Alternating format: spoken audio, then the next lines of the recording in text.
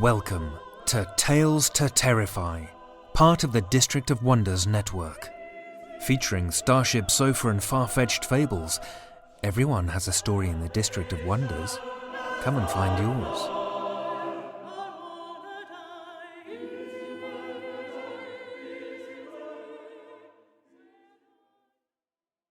Good evening, children of the night. I've got some good news for you writers. August, we're opening up submissions. There are two things I wanted to mention to you writers and aspiring writers. First, we've made a few tweaks to our submission guidelines. Some of the changes are making it quite clear that we welcome writers of all backgrounds. To some, our drive for inclusion might make it sound like we're incredibly liberal-friendly and that's all we want. I disagree. If you're an author and you are conservative in your country's political landscape, one of our Republican listeners here in America, for example, we want to hear your stories too. When we say that we are open to authors of all backgrounds, we mean it. If you're an anarchist or a fascist, if you can write a good story, we'll pay you a bit of money for it and get it aired. We've also added a few notes on things that we're not looking for. Stories that include hate against any group for any reason without meaningful repercussions are probably going to get a pass from whoever reads that story. And if your bad guy is something that we've heard before, we're probably going to take a pass on that story too. It'll be added to the submission guidelines, which are likely already posted by the time you're hearing this. The second part of things I wanted to talk about with submissions is that we are proud to continue our tradition of accepting submissions that have not been published anywhere else. I have a hard time imagining a better reward for hosting this show than 30 years from now hearing the next Stephen King give an interview and talking about getting his or her start right here on Tales to Terrify. I've spoken before about how when we pass on stories, they fall into three categories.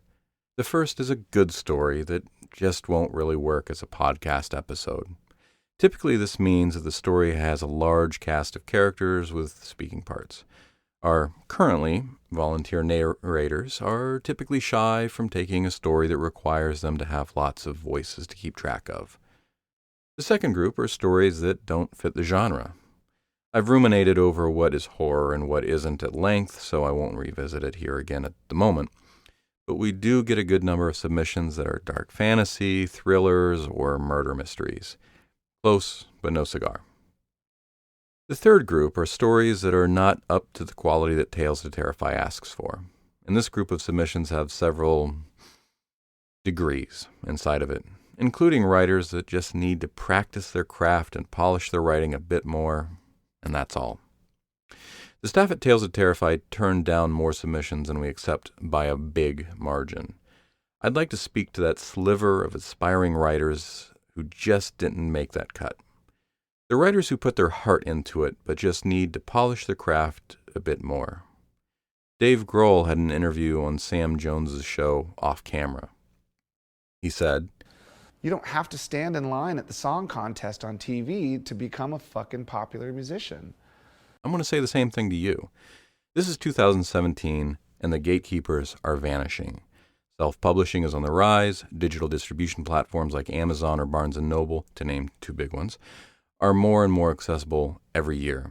If you submit your story to Tales to Terrify and we turn you down, if you're passionate about writing, keep at it. Any professional published author will tell you that they didn't get their book published the first time that they submitted it for review, except for this couple of authors that did. There's always outliers. If there would be a second greatest reward for hosting the show is 20 or 30 years from now hearing the next Stephen King give an interview and saying that they submitted their first story to Tales to Terrify. We rejected them, but they said, "Fuck Stephen Kilpatrick, Tales to Terrify, the District of Wonders, I'm going to write anyway because I love it." We'll see you in August. Let's hear some fiction. George Cotronis lives in the wilderness of northern Sweden. He makes a living designing book covers. He sometimes writes. His stories have appeared in Lost Signals, 13 Stories of Transformation, Year's Best Hardcore Horror, and forthcoming in Pantheon Magazine and Turn to Ash, Volume 3. So this is the part right before I tell you that the link to George's website is in the show notes, and then we move on to the story. But I'd like to add emphasis to checking out the website. The man makes book covers, and he makes them out of first-rate madness. I might write a book just to make it fit one of his covers. They're that good-looking. Let's hear the story. Here is George Cotronis' Blackbird Lullaby.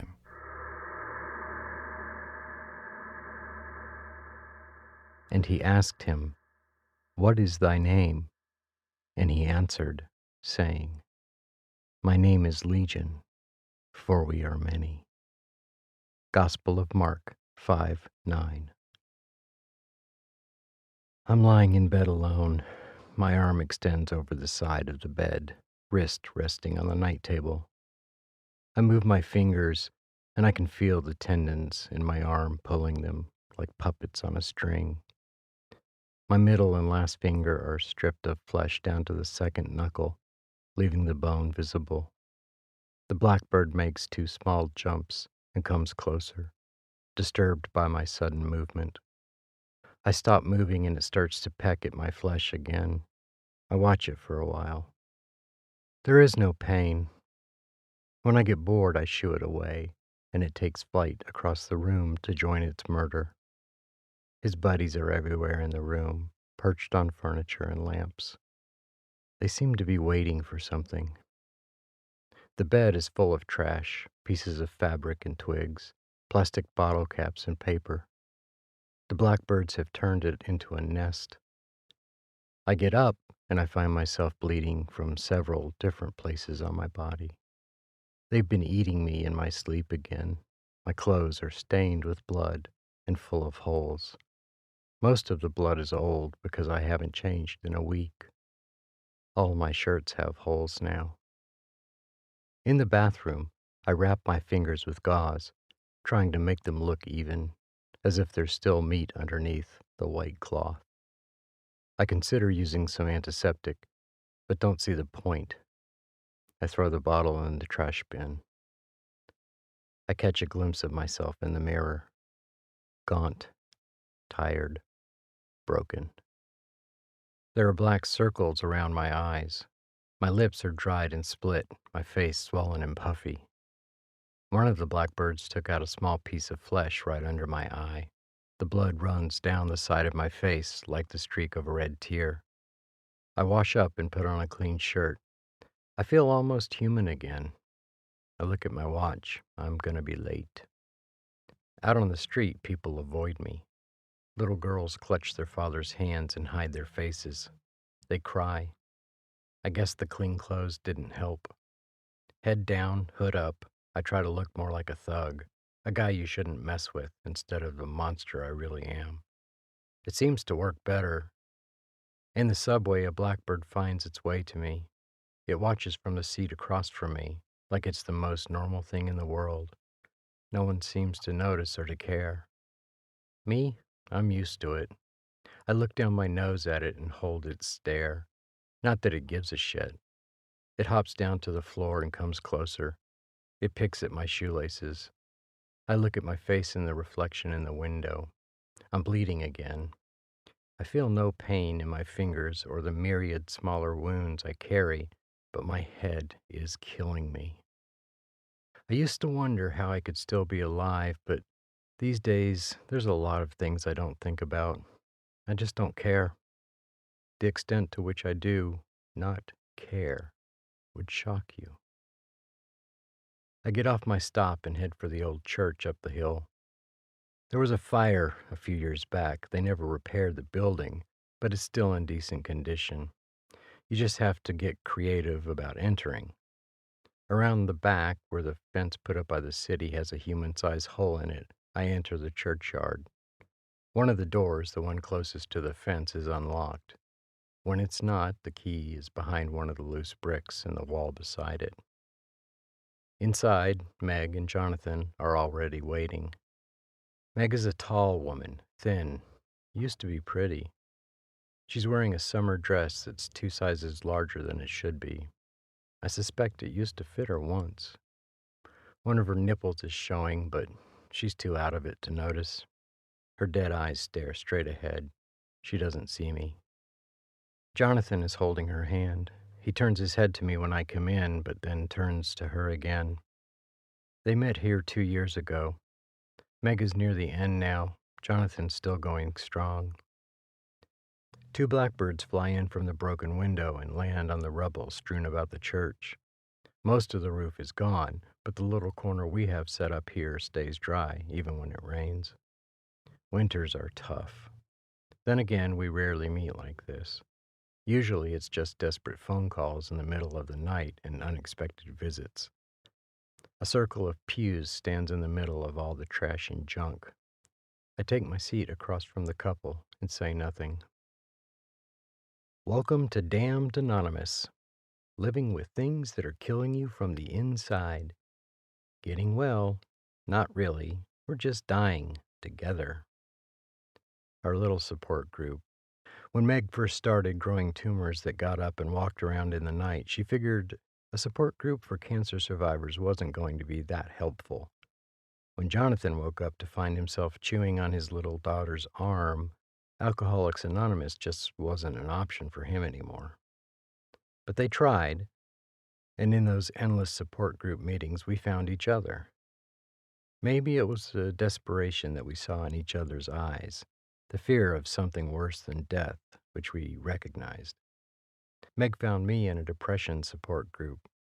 I was saying I feel empty, numb, dead inside.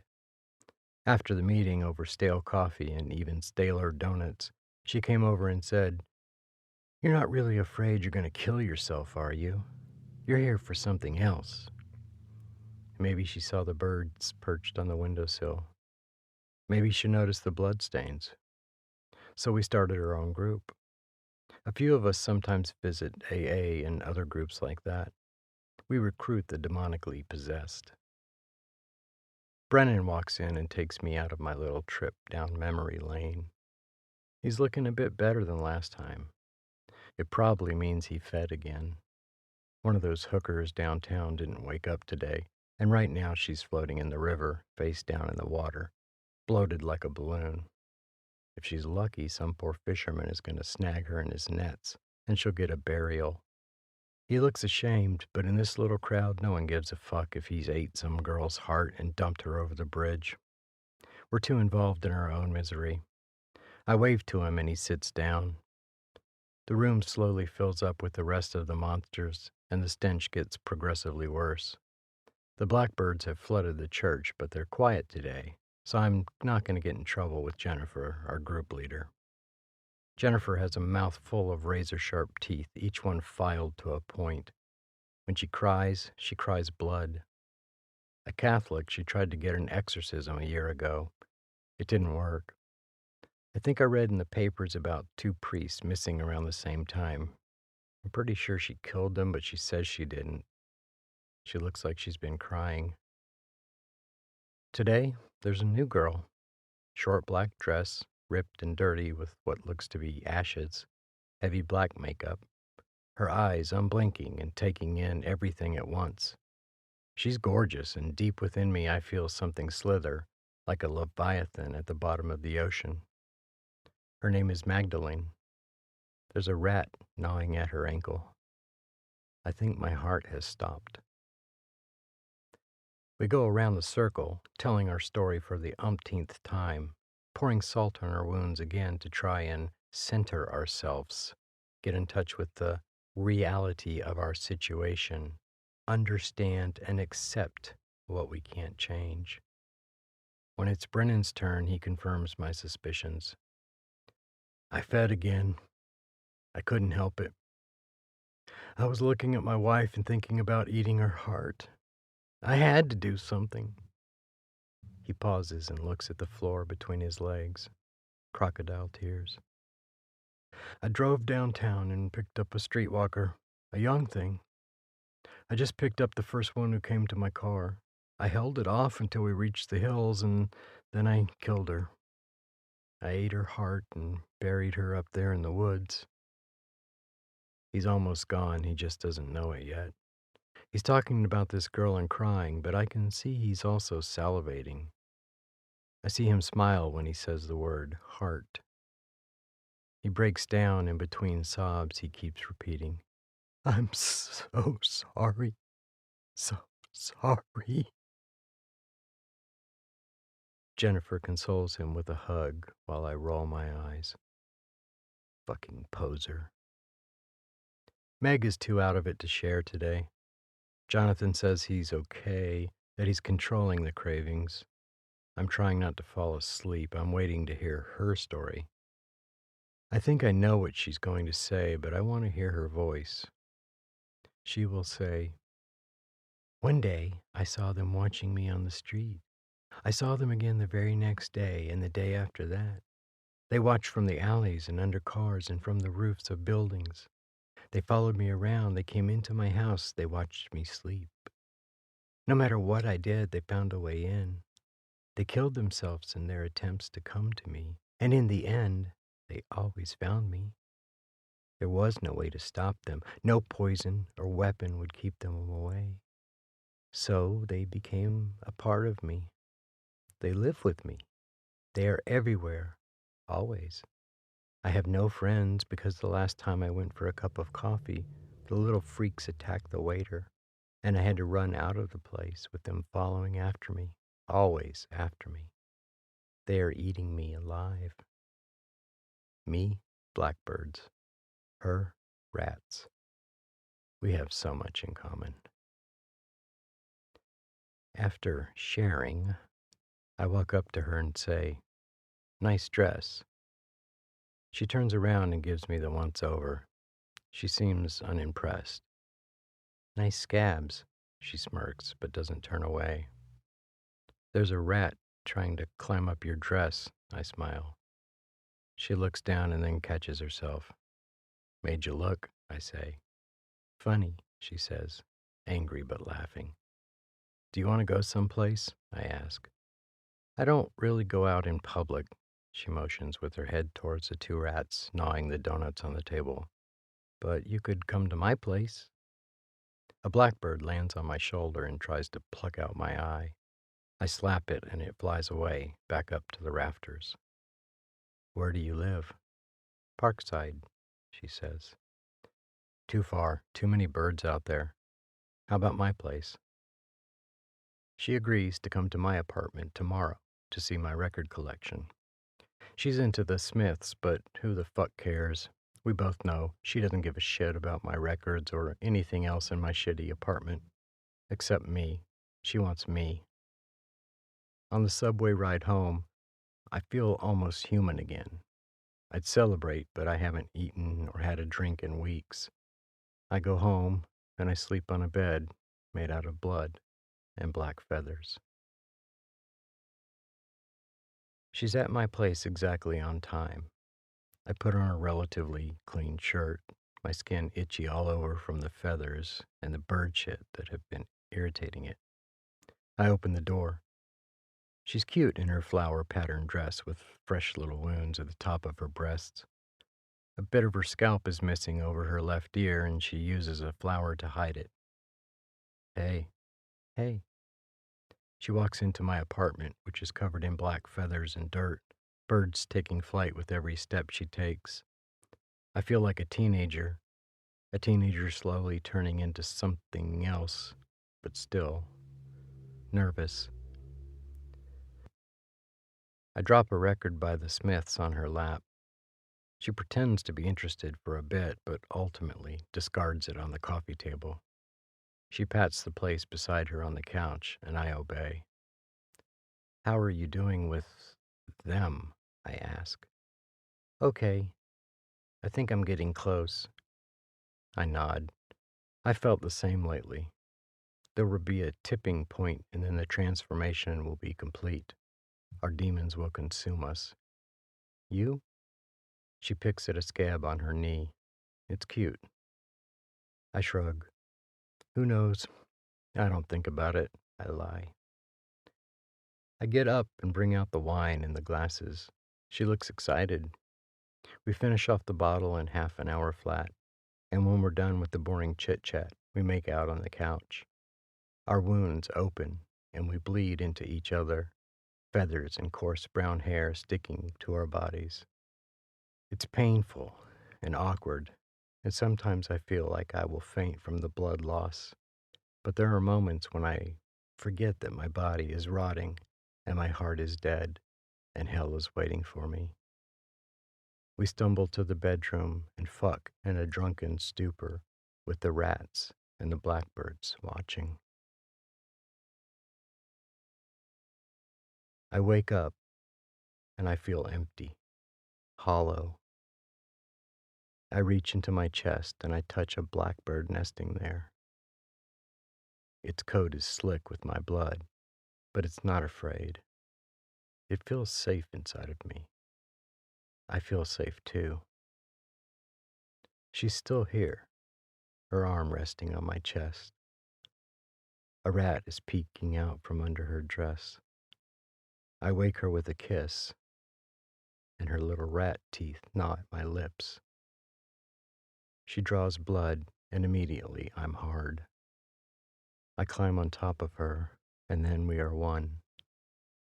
The blackbirds and the rats are clawing and biting, and we flow into one another, and as monsters, we are reborn.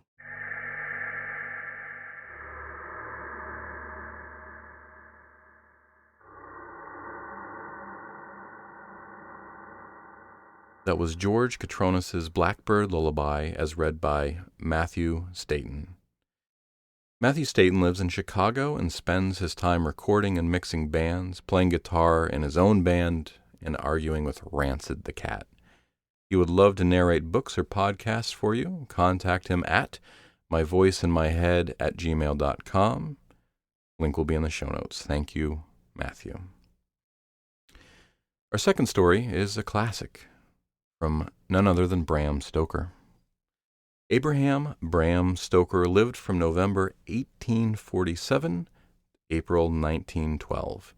He was an Irish author, best known today for his 1897 Gothic novel Dracula. During his lifetime, he was better known as the personal assistant of actor Henry Irving and business manager of the Lyceum Theatre in London, which Irving owned. Irving is widely acknowledged to be one of the inspirations for Count Dracula. This story is first published in Dracula's Guest and Other Weird Stories in 1914, 2 years after Stoker's death. It is widely believed that Dracula's Guest is actually the deleted first chapter from the original Dracula manuscript, which the publisher felt was superfluous to the story. Listen with me, children of the night, to Bram Stoker's Dracula's Guest.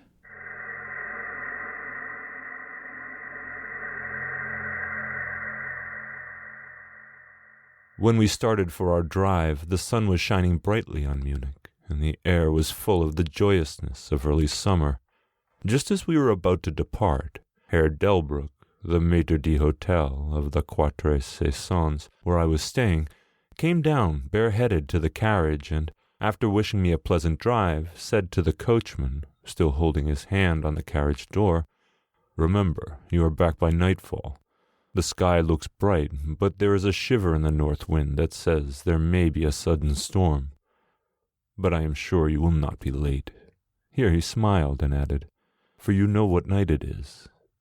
Johann answered with an emphatic, "Ja, mein Herr," and, touching his hat, drove off quickly.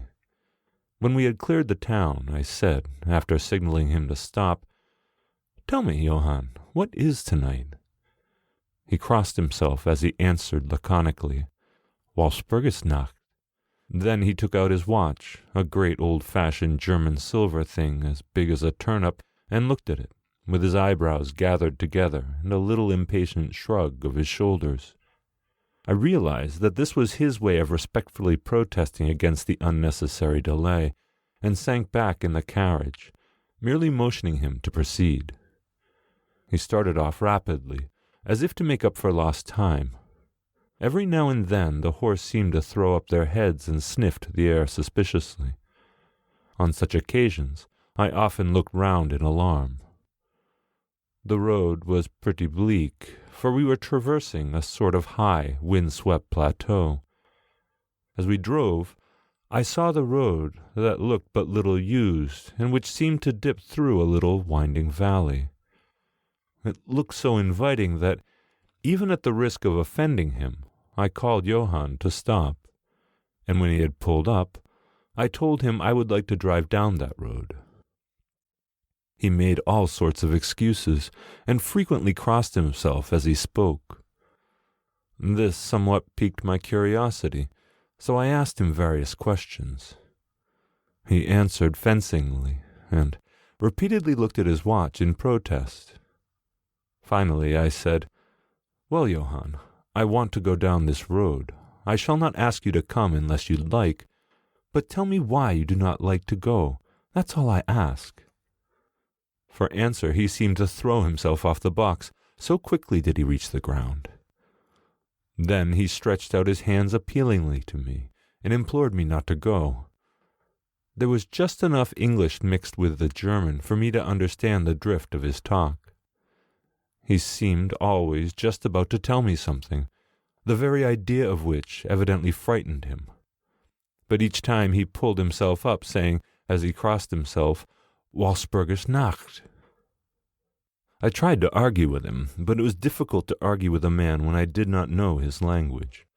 The advantage certainly rested with him, for although he began to speak in English of a very crude and broken kind, he always got excited and broke into his native tongue, and every time he did so, he looked at his watch. Then the horses became restless and sniffed the air. At this he grew very pale, and looking round in a frightened way, he suddenly jumped forward, took them by the bridle, and led them on some 20 feet. I followed, and asked why he had done this. For answer he crossed himself, pointed to the spot where we had left, and drew his carriage in the direction of the road, indicating a cross, and said, first in German, then in English, "Buried him what killed themselves." I remembered the old custom of burying suicides at crossroads. "Ah, I see, a suicide. How interesting." But for the life of me, I could not make out why the horses were frightened. Whilst we were talking, we heard a sort of sound between a yelp and a bark. It was far away, but the horses got very restless, and it took Johann all of his time to quiet them. He was pale and said, "It sounds like a wolf, but yet there are no wolves here now." "No?" I said, questioning him. "Isn't it long since the wolves were so near the city?" "Long, long," he answered. "In the spring and summer, but with the snow the wolves have been here not so long." Whilst he was petting the horses and trying to quiet them, dark clouds drifted rapidly across the sky. The sunshine passed away, and a breath of cold wind seemed to drift past us. It was only a breath, however, and more in the nature of a warning than a fact, for the sun came out brightly again. Johann looked under his lifted hand at the horizon and said, "The storm of snow, he comes before long time." Then he looked at his watch again, and straightway, holding his reins firmly, for the horses were still pawing the ground restlessly and shaking their heads, he climbed to his box as though the time had come for proceeding on our journey. I felt a little obstinate and did not at once go into the carriage. "Tell me," I said, "about this place where the road leads," and I pointed down.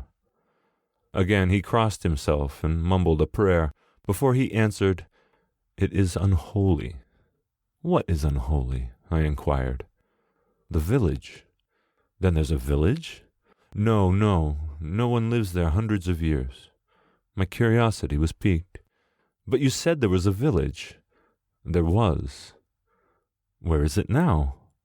Whereupon he burst out into a long story in German and English, so mixed up that I could not quite understand exactly what he said, but roughly I gathered that long ago, hundreds of years, men had died there and been buried in their graves, and sounds were heard under the clay, and when the graves were opened, men and women were found rosy with life, and their mouths red with blood.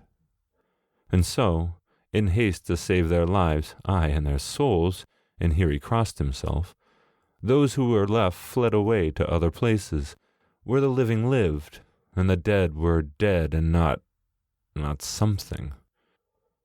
He was evidently afraid to speak the last words. As he proceeded with his narration, he grew more and more excited.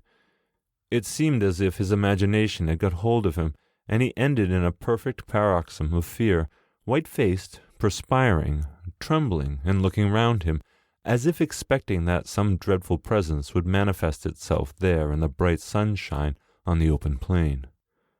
Finally, in an agony of desperation, he cried, "Walpurgis Nacht!" and pointed to the carriage for me to get in. All my English blood rose at this, and standing back, I said, "You are afraid, Johann. You're afraid. Go home. I shall return alone. The walk will do me good." The carriage door was open. I took from the seat my oak walking stick, which I always carry on my holiday excursions, and closed the door, pointing back to Munich, and said, "Go home, Johann. Walpurgis Nacht doesn't concern Englishmen." The horses were now more restive than ever, and Johann was trying to hold them in, while excitedly imploring me not to do anything so foolish. I pitied the poor fellow. He was deeply in earnest, but all the same I could not help laughing. His English was quite gone now. In his anxiety, he had forgotten that his only means of making me understand was to talk my language. So he jabbered away in his native German. It began to get a little tedious. After giving him the direction home, I turned to go down the crossroad into the valley. With a despairing gesture, Johann turned his horses towards Munich. I leaned on my stick and looked after him. He went slowly along the road for a while, and then came over the crest of the hill, a man tall and thin. I could see so much in the distance. When he drew near the horses, they began to jump and kick about, then to scream with terror. Johann could not hold them in. They bolted down the road, running away madly. I watched them out of sight, then looked for the stranger, but I found that he too was gone. With a light heart, I turned down the side road through the deepening valley to which Johann had objected. There was not the slightest reason, that I could see, for his objection, and I dare say I tramped for a couple of hours without thinking of time or distance, and certainly without seeing a person or a house. So far as the place was concerned, it was desolation itself. But I did not notice this particularly, till, on turning a bend in the road, I came upon a scattered fringe of wood.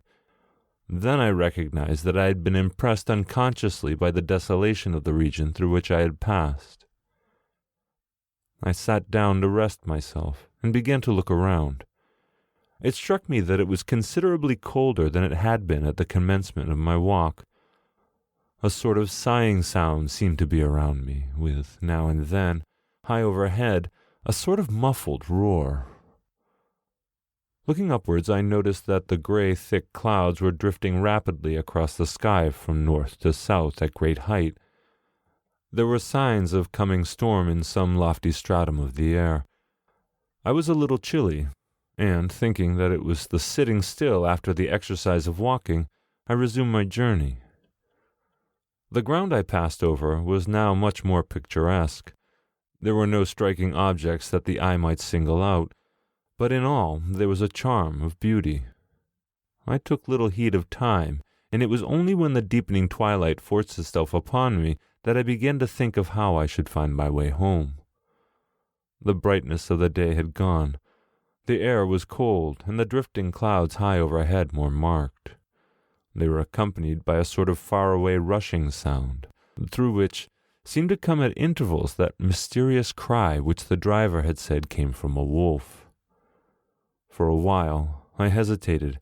I had said I would see the deserted village, so on I went, and presently came to a wide stretch of open country, shut in by hills all around. Their sides were covered with the trees which spread down into the plain, dotting, in clumps, the gentler slopes and hollows which showed here and there.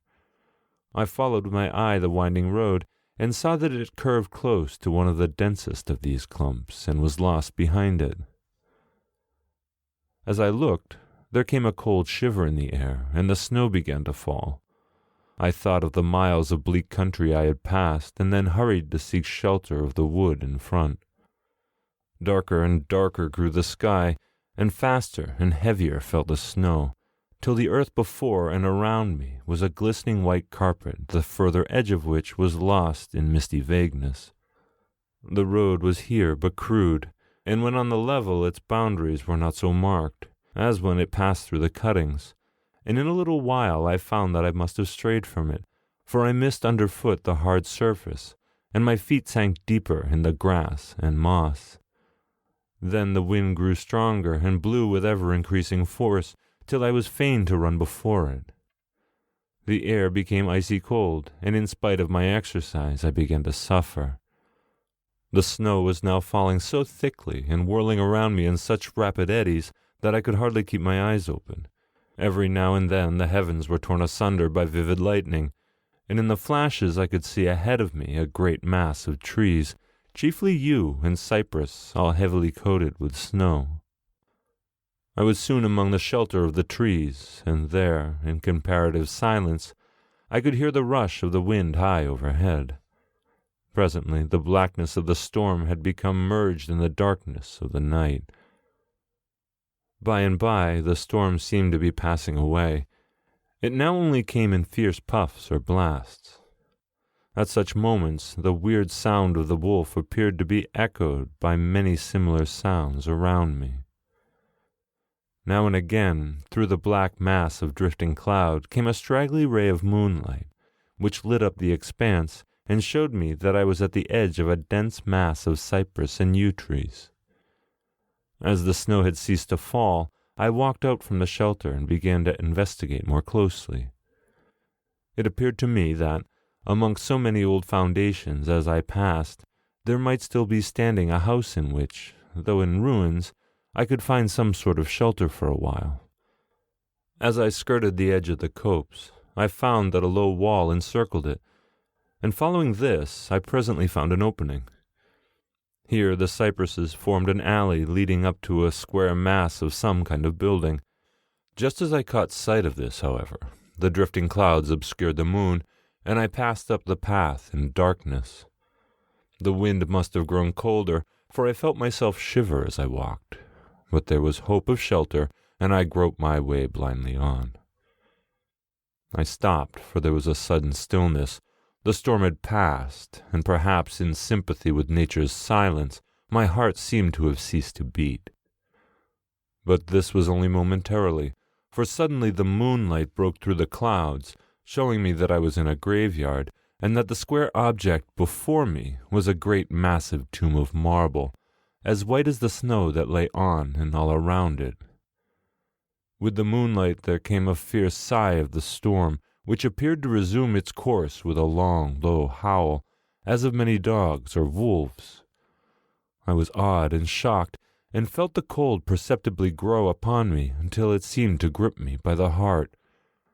Then, when the flood of moonlight still fell upon the marble tomb, the storm gave further evidence of renewing, as though it was returning on its track.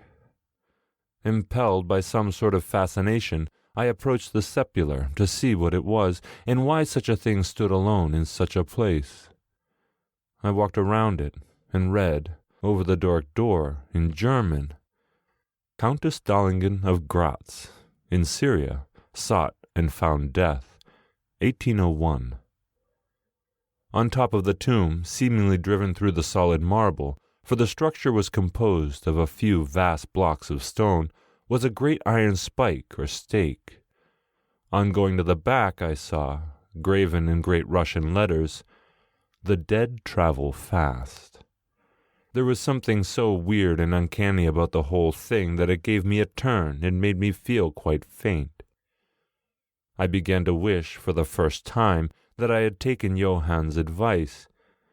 Here a thought struck me, which came under almost mysterious circumstances and with a terrible shock. This was Walpurgis Night. Walpurgis Night, when, according to the belief of millions of people, the devil was abroad, when the graves were opened and the dead came forth and walked, when all evil things of earth and air and water held revel. This place the driver had specifically shunned. This was the depopulated village of centuries ago. This was where the suicide lay, and this was the place where I was alone, unmanned, shivering with cold in a shroud of snow, with a wild storm gathering upon me. It took all my philosophy, all the religion I had been taught, all my courage, not to collapse in a paroxysm of fright. And now a perfect tornado burst upon me. The ground shook as though thousands of horses thundered across it, and this time the storm bore on its icy wings not snow, but great hailstones, which drove with such violence that they might have come from the thongs of Balearic slingers. Hailstones that beat down leaf and branch and made the shelter of the cypresses of no more avail than though their stems were standing corn. At the first I had rushed to the nearest tree, but I was soon fain to leave it and seek the only spot that seemed to afford refuge, the deep Doric doorway of the marble tomb. There, crouching against the massive bronze door, I gained a certain amount of protection from the beating of the hailstones, for now they only drove against me as they ricocheted from the ground and the side of the marble. As I leaned against the door, it moved slightly and opened inwards.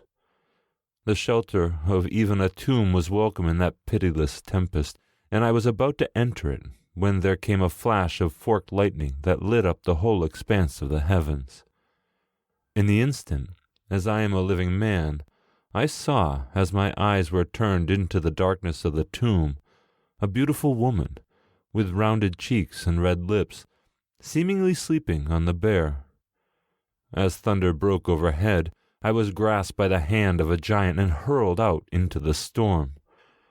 The whole thing was so sudden that, before I could realize the shock, moral as well as physical, I found the hailstones beating me down. At the same time, I had a strange dominating feeling that I was not alone. I looked towards the tomb. Just then there came another blinding flash, which seemed to strike the iron stake that surmounted the tomb and to pour through to the earth, blasting and crumbling the marble as in a burst of flame. The dead woman rose for a moment of agony while she was lapped in the flame, and her bitter scream of pain was drowned in the thunder crash. The last thing I heard was this mingling of dreadful sound as I was again seized in the giant grasp and dragged away, while the hailstones beat on me, and the air around seemed reverberant with the howling of wolves. The last sight I remember was a vague, white, moving mass, as if all the graves around me had sent out the phantoms of their sheeted dead, and that they were closing in on me through the white cloudiness of the driving hail. Gradually, there came a sort of vague beginning of consciousness, then a sense of weariness that was dreadful. For a time I remembered nothing, but slowly my senses returned. My feet seemed positively racked with pain, yet I could not move them. They seemed to be numbed. There was an icy feeling at the back of my neck and all down my spine, and my ears, like my feet, were dead, yet in torment. But there was in my breast a sense of warmth which was, by comparison, delicious. It was a nightmare, a physical nightmare, if one may use such an expression, for some heavy weight on my chest made it difficult to breathe. This period of semi-lethargy seemed to remain a long time, and as it faded away, I must have slept or swooned.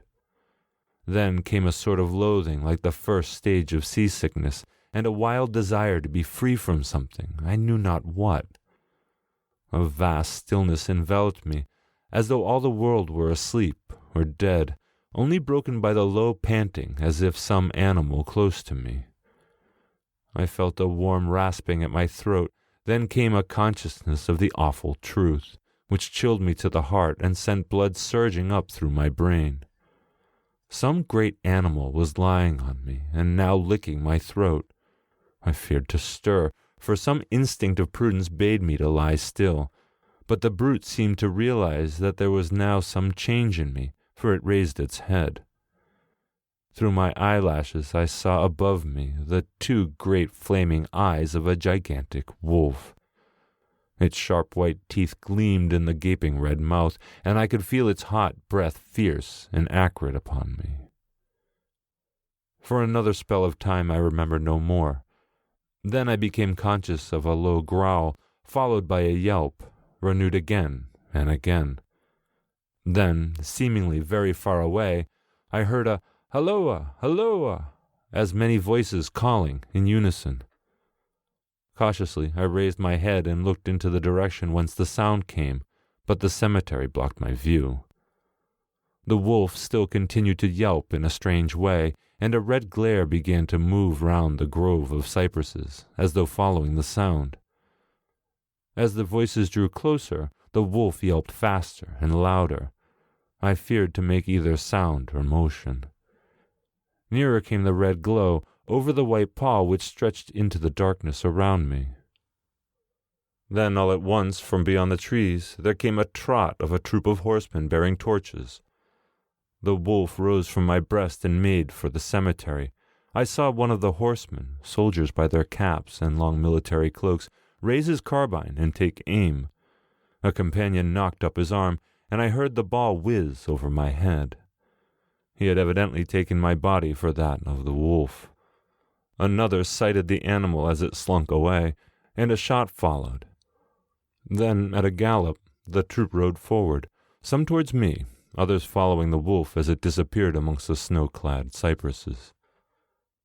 As they drew nearer, I tried to move, but was powerless, although I could see and hear all that went on around me. 2 or 3 of the soldiers jumped from their horses and knelt beside me. One of them raised my head and placed his hand over my heart. "Good news, comrades," he cried. "His heart still beats." Then some brandy was poured down my throat. It put vigor into me, and I was able to open my eyes fully and look around. Lights and shadows were moving among the trees, and I heard men call to one another. They drew together, uttering frightened exclamations, and the lights flashed as the others came pouring out of the cemetery pell-mell like men possessed. When the further ones came close to us, those who were around me asked them eagerly, "Well, have you found him?" The reply rang out hurriedly, "No, no, come away, quick, this is no place to stay, and on this of all nights." "What was it?" was the question, asked in all manner of keys. The answer came variously and all indefinitely, as though the men were moved by some common impulse to speak, yet were restrained by some common fear from giving their thoughts. It indeed," gibbered one, whose wits had plainly given out for a moment. "A wolf, and yet not a wolf," another put in shudderingly. "No use trying for him without the sacred bullet," a third remarked in a more ordinary manner. "Serves us right for coming out this night. Truly we have earned our 1,000 marks," were the ejaculations of a fourth. "There was blood on the broken marble," another said after a pause. "The lightning never brought that there. And for him, is he safe? Look at his throat. See, comrades, the wolf has been lying on him and keeping his blood warm." The officer looked at my throat and replied, "He is all right, the skin is not pierced. What does it all mean? We should never have found him but for the yelping of the wolf." "What became of it?" asked the man who was holding up my head, and who seemed the least panic-stricken of the party, for his hands were steady and without tremor. On his sleeve was the chevron of a petty officer.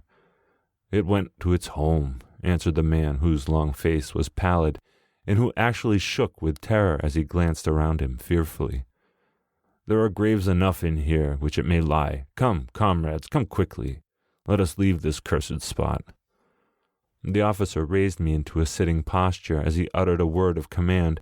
Then several men placed me upon a horse. He sprang to the saddle behind me, took me in his arms, gave the word of advance, and turning our faces away from the cypresses, we rode away in swift military order. As yet my tongue refused its office, and I was perforce silent.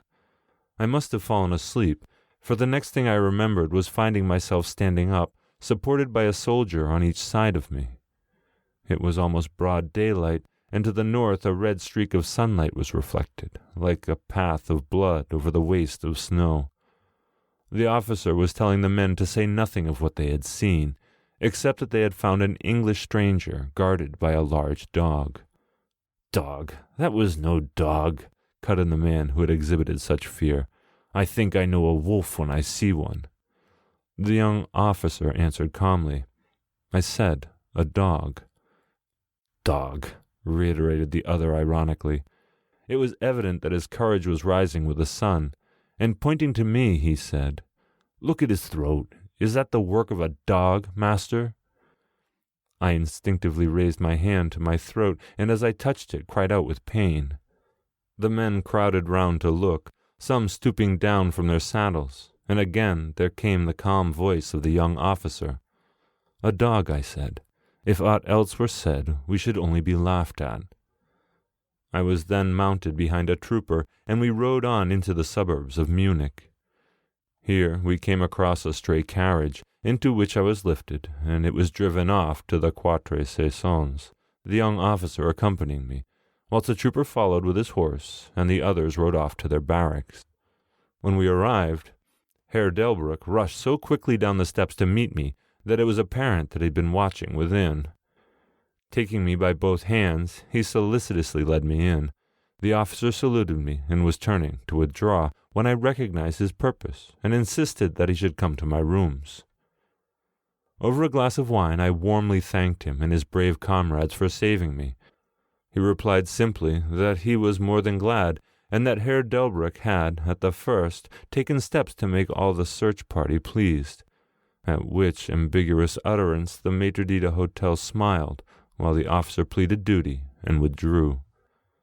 "But Herr Delbruck," I inquired, "how and why was it that the soldiers searched for me?" He shrugged his shoulders, as if in depreciation of his own deed, as he replied, "I was so fortunate as to obtain leave from the commander of the regiment in which I serve, to ask for volunteers." "But how did you know I was lost?" I asked. "The driver came hither with the remains of his carriage, which had been upset when the horses ran away." "But surely you would not send out a search party of soldiers merely on this account?" "Oh, no," he answered. "But even before the coachman arrived, I had this telegram from the bowyer whose guest you are." And he took from his pocket a telegram which he handed to me, and I read, "Bistritz, be careful of my guest. His safety is most precious to me. Should aught happen to him, or if he be missed, spare nothing to find him and ensure his safety. He is English, and therefore adventurous. There are often dangers from snow and wolves and night. Lose not a moment if you suspect harm to him.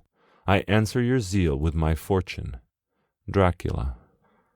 As I held the telegram in my hand, the room seemed to whirl around me, and if the attentive maitre d' hotel had not caught me, I think I should have fallen. There was something so strange in all of this, something so weird and impossible to imagine, that there grew on me a sense of my being in some way the sport of opposing forces, the mere vague idea of which seemed in a way to paralyze me. I was certainly under some form of mysterious protection. From a distant country had come, in the very nick of time, a message that took me out of the danger of snow sleep and the jaws of the wolf.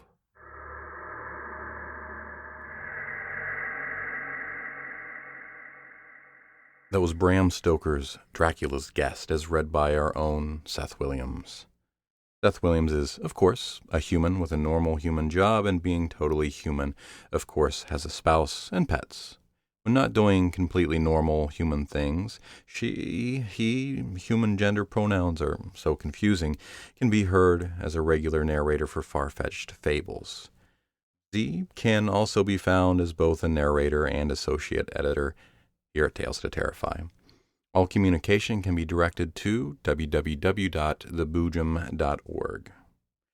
That will be our show for the evening, Children of the Night. Visit our Patreon page in the links below and like us on Apple Podcasts.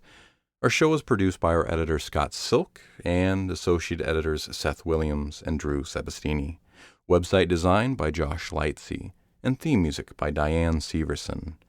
Join us again next week for another episode of Tales to Terrify. This presentation has been brought to you by the District of Wonders Network, dedicated to podcasting the finest genre fiction.